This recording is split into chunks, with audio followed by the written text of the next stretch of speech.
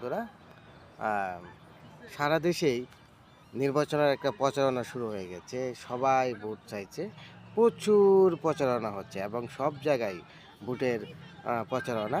এবং আপনি যেখানে যাবেন না কেন, যে কোনো জায়গায় আপনি অফিসে গেলে, রাস্তায় গেলে, মার্কেটে গেলে এবং যানবাহনে চলাচল করলেও আপনার সেই সমর্থক বা প্রার্থীদের সাথে আপনার দেখা হবে, যারা আপনার কাছে ভোট চাইবে।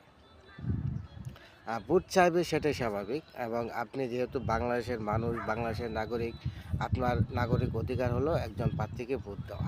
সেটা আপনার একটা অধিকার। এখন কথা হলো এটাই, আপনি কাকে ভোট দেবেন।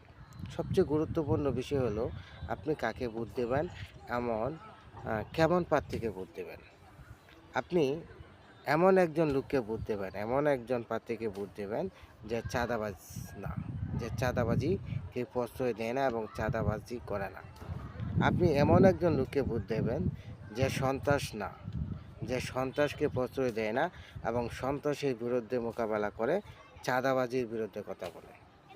আপনি এমন একজন লোককে ভোট দেবেন যে ঋণ খিলাফি না, যে হাজার হাজার কোটি টাকা ব্যাংক থেকে ঋণ নিয়েছে এবং মানুষকে ঠকিয়েছে।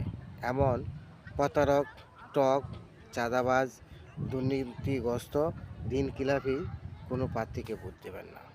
আপনি তাকে ভোট দেবেন যে আপনার আমার সাধারণ মানুষের কথা ভাববে, সাধারণ মানুষের নিরাপত্তার কথা ভাববে এবং সাধারণ মানুষকে মানুষের জন্য কাজ করবে। এমন একজন প্রার্থীকে, পছন্দের প্রার্থীকে আপনি ভোট দেবেন।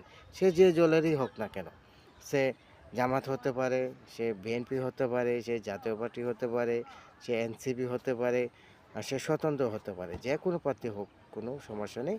তবে আপনি একজন সৎ, যোগ্য, হনেস্ট মানুষকে ভোট দেবেন যে আপনার আর আমার কথা সংসদে গিয়ে বলবে, পার্লামেন্ট হাউসে গিয়ে যে আপনারা আমার কথা ভাববে।